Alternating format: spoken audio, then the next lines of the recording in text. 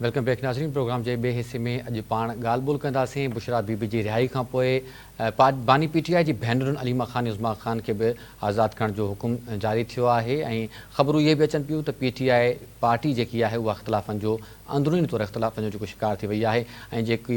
बानी पीटीआई की घरवारी है बुशरा बीबी उन अज पार्टी इजलास भी सॾायो है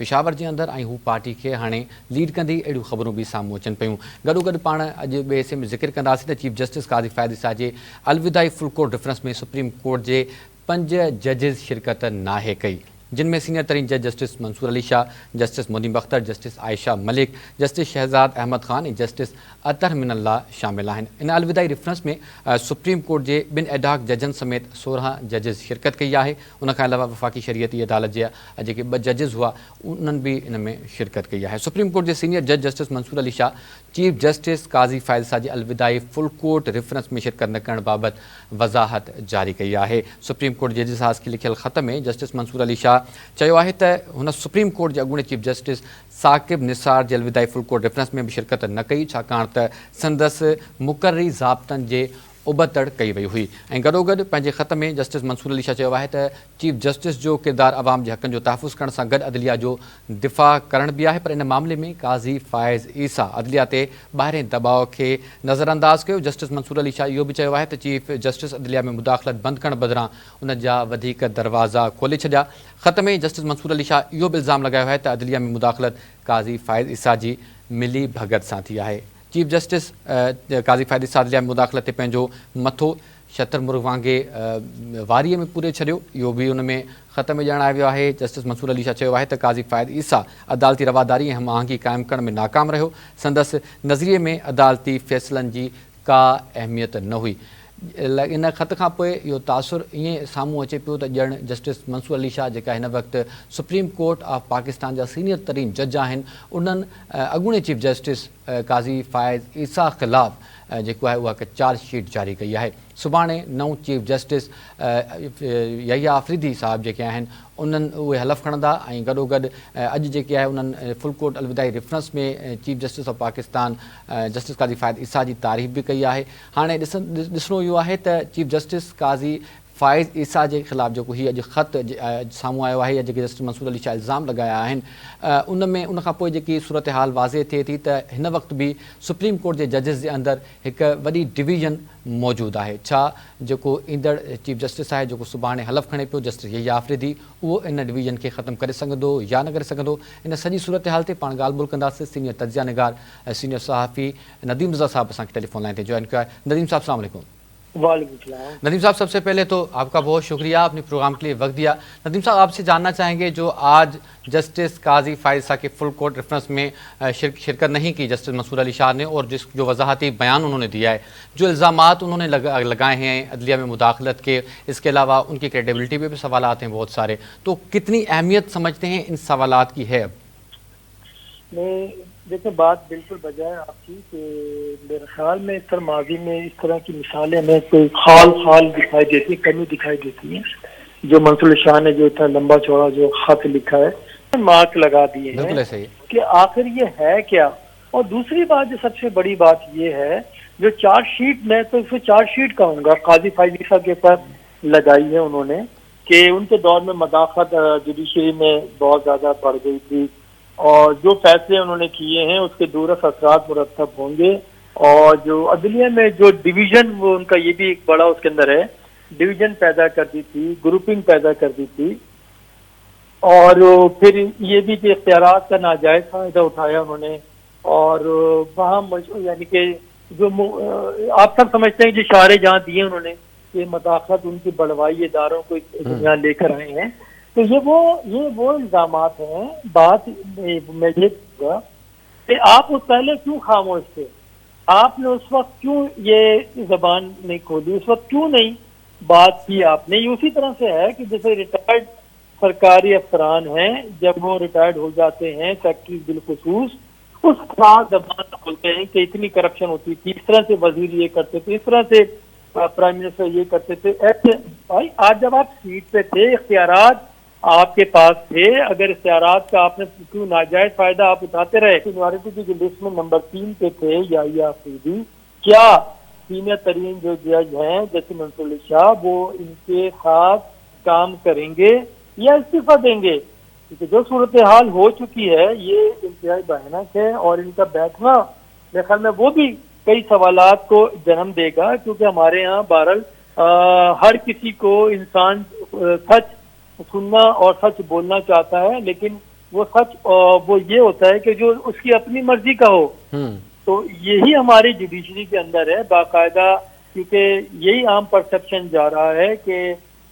ایک پی ٹی آئی گروپ ہے اور ایک اس کا مخالف گروپ ہے، تو جہاں پہ اگر انصاف بھی اگر پسند چاہت اور فرمائش اور خواہشات کے اوپر مبنی ہوگا تو ایسے معاشرے نہیں چل سکتے، کہ زیادہ دیر تک نہیں چل سکتے۔ یہ خود اب ہوا دے رہے ہیں، خود یعنی کہ دعوت دے رہے ہیں کہ کچھ اور کیا جائے۔ ماضی میں مثالیں ہمارے پاس موجود ہیں کس طرح سے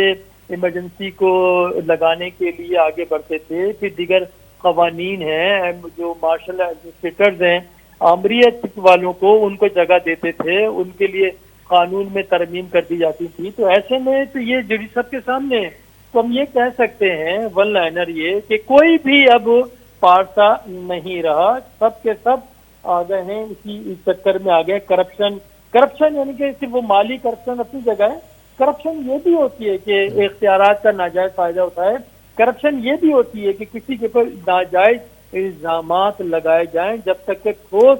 اس کے شواہد نہ دیں، کیونکہ جوڈیشری جو ہے وہ شواہد کی بنیاد پہ ہی فیصلے کیا کرتی ہے۔ کہ کیا ہی اچھا ہوتا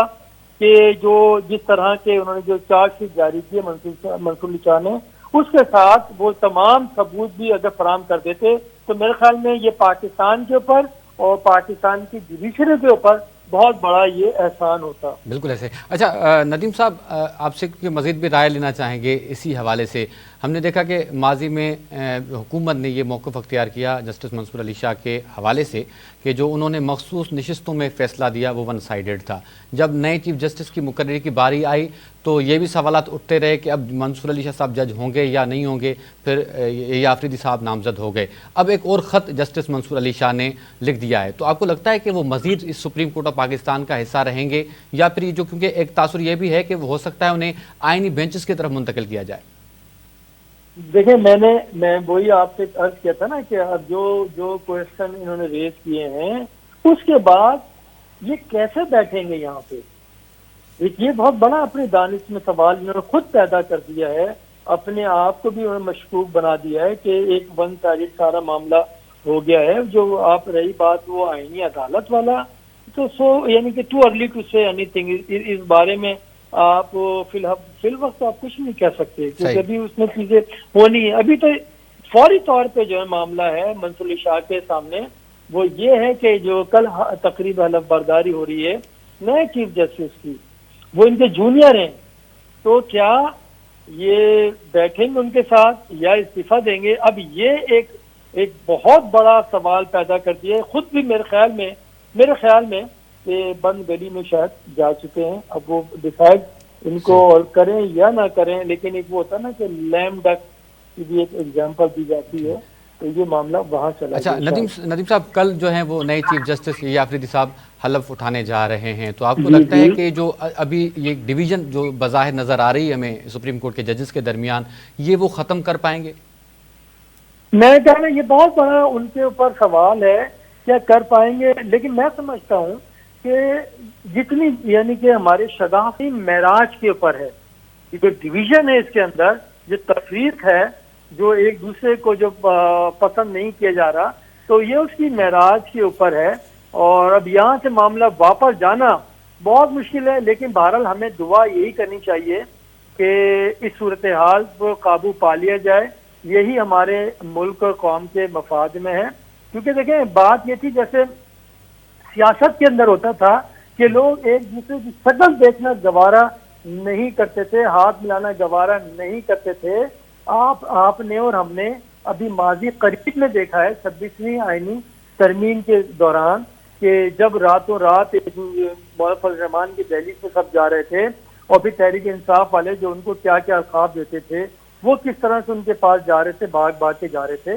تو سیاستدان دیکھیں مفادات کے لیے کہ سیاست نہ پہ لو اور کوئی دو کا، تو اسی کے تحت وہ سارے ایک دوسرے کے بعد جا رہے تھے، ہاتھ بھی ملا رہے تھے، اور 26 آئین ترمیم بھی آپ نے دیکھا منظور بھی ہو گئی، پی ٹی آئی نے مخالفت بھی کر دی اور پی ٹی آئی نے حمایت بھی کر دی،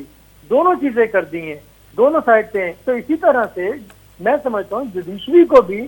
اسی سیاستدانوں سے کم از کم یہ چیز لینی چاہیے، وہ ایک الگ بات ہے سیاستدانوں کے خلاف ہو یا نہ ہو، جو بھی ہے رائے قائم کریں، لیکن یہ ایک چیز تو ضرور ہے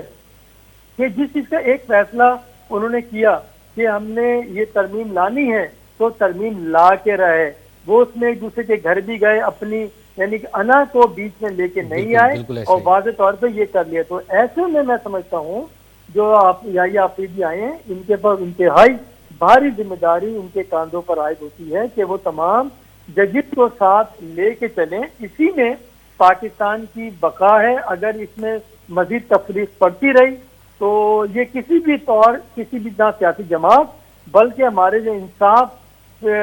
جو یہ جوڈیشری دیتی ہے اس میں بھی وہ پھر کوئی آپ کو چیز دکھائی نہیں دے گی۔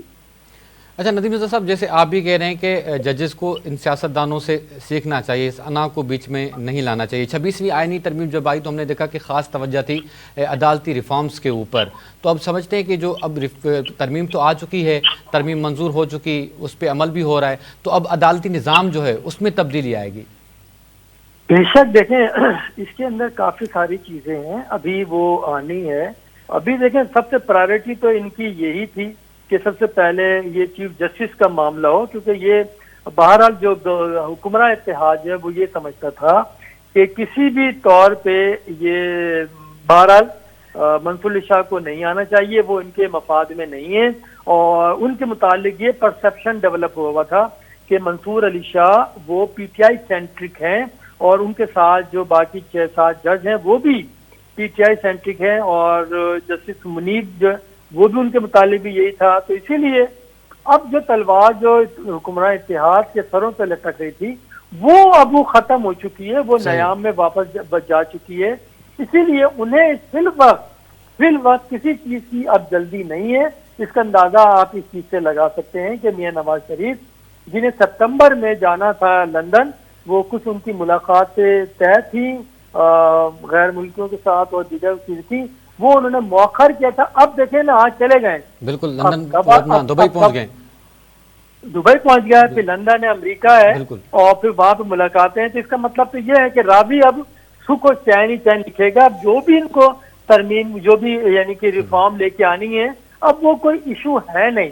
اب اس میں کسی قسم کی کوئی مداخلت ہے ہی نہیں۔ اب تو وہ ان کے پاس آ چکی ہے 26ویں آئین ترمیم، وہ آرام سے جو کمیٹی بنائی ہوئی ہیں وہ اپنا کام کرتی جائیں گی، اب کوئی مسئلہ ہے نہیں، نہ پارلیمنٹ میں اس طرح سے 2/3 اکثریت کسی چیز کی آپ کو اتنی ضرورت ہے۔ تو معاملہ تو میرے خیال میں اب کوئی پرابلم ہے نہیں گورنمنٹ کے۔ اسی لیے آپ دیکھ لیں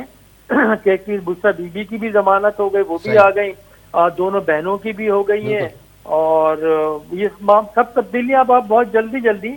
چیزیں بدلتے ہوئے اب آپ دیکھیں گے۔ اچھا، جیسے آپ نے ابھی ذکر کیا بشرا بی بی کی رہائی کا اور علیمہ خان عظمیٰ خان کی رہائی کے حکم کا، تو آپ سمجھتے ہیں کوئی ہوا کا رخ تبدیل ہونے جا رہا ہے، کوئی ڈیل شیل ہو گئی ہے؟ کیونکہ علی امین گنڈا پور کی محنت جو ہم نے دیکھی ماضی میں وہ اب لگتا ہے کہ رنگ لا رہی ہے۔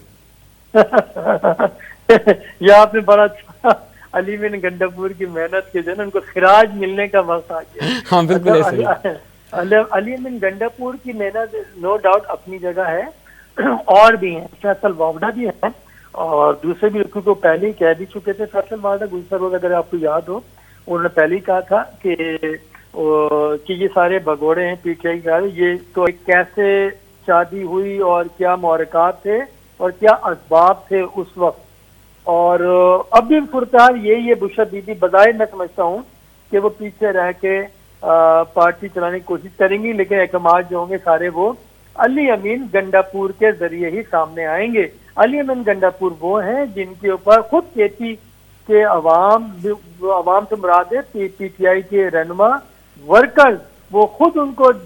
شک کی نگاہ سے دیکھتے ہیں کہ وہ ڈبل یا ٹرپل ایجنٹ ان کو قرار دیا جا سکتا ہے۔ تو وہ جو آپ نے بات کی تھی کہ کوششیں رنگ لائی ہیں، کوششیں رنگ یہ لائی ہیں کہ بنی گالا کے بجائے ان کو پشاور ہی میں رکھ لیا ہے۔ تو دورے بہرحال جہاں سے ہلی ہیں وہ دورے ہلتی رہیں گی۔ ایک جو پرسپشن ڈیولپ ہو رہا تھا کہ پی ٹی آئی بہت زیادہ پاورفل ہو کر آئے گی، اب وہ دیکھیں گے ڈے بائی ڈے وہ کمزور سے کمزور تر ہوتی جائے گی، کیونکہ آج انہوں نے اجلاس طلب کیا تھا بشرا بی بی نے، جو صبح میں خبر ہمارے سامنے آئی تھی، ان میں جن لوگوں کو مدعو کیا گیا تھا ان میں آپ نام دیکھ لیں، آپ علی من گنڈا پور تھے، عمر ایوب تھے، شبلی فراز تھے، تو یہ کون لوگ ہیں؟ یہ سب کو پتہ ہے، جب بھی وقت آتا ہے بڑا یہ غائب ہو جاتے ہیں منظر سے اور کارکن پکڑے جاتے ہیں سارے کے سارے، تو یہ صاف واضح پتہ دے رہا ہے کہ ہوا کس رخ پہ چل رہی ہے۔ ہوا چل ضرور رہی ہے لیکن اگر ہوا وہ تبدیلی کی نہیں ہے، ہوا اس طرح سے نہیں ہے کہ وہ بالکل پسینہ خشک کر سکے، جو پی ٹی آئی کے ورکرز کے جو جسم سے پسینہ رس رہا ہے گرمی کی وجہ سے، وہ نہیں خشک ہو پائے گا، لیکن اس میں ڈویژن میں سمجھتا ہوں مزید ہوتی رہے گی۔ آپ دیکھیں نا بیرسٹر غور سائیڈ لائن ہے بالکل، کبھی یہ دیکھا آپ نے پارٹی کا چیئرمین وہ سائیڈ لائن ہو جائے، اس کی کوئی وقت ہی نہ ہو؟ کیونکہ اسی پہ ندیم صاحب میں آپ سے رائے لینا چاہوں گا، کہ اگلا سوال میرا یہی تھا ذہن میں، کیونکہ جو تین نام آپ نے لیے علی امین گنڈا پور، عمر ایوب اور شبلی فراز، یہ وہ تینوں لوگ ہیں جو مذاکراتی کمیٹی